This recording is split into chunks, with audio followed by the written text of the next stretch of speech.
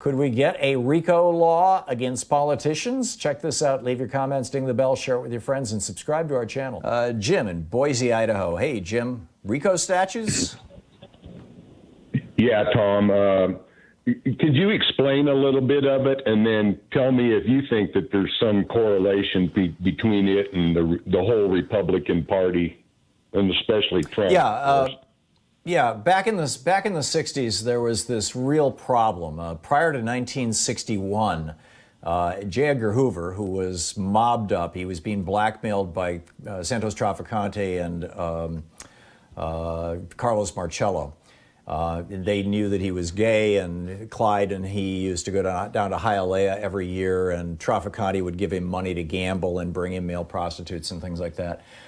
He was denying that there was such a thing as organized crime in the United States.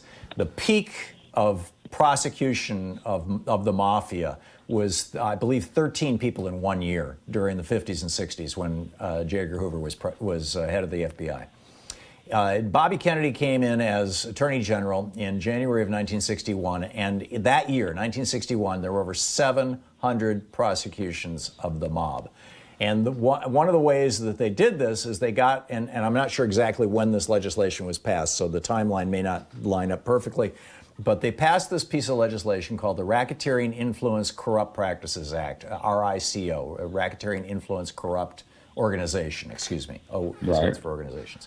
And it was specifically designed to target the mafia, because the mafia was operating in ways where people wouldn't actually literally say, go kill Ralph. They would say things, because he's a bad guy, he's a turncoat. They would say things like, gee, maybe Ralph will stumble on the sidewalk, or, whatever. I mean, they talked in code, they behaved in, the ways that Michael Cohen says Donald Trump does. And so what this act did was basically gave police agencies a set of tools to go after the mafia.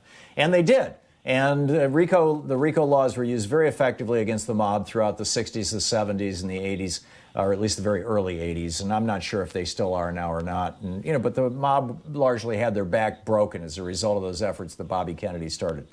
Those laws are still on the books. The problem with using those laws against people like Donald Trump or, people in his administration or businesses associated with him is that those laws were so tightly written, so clearly targeted, specifically to the Italian Mafia, that they've had a problem in some cases using them against things like gangs, which are, arguably operating like mafia-like organizations.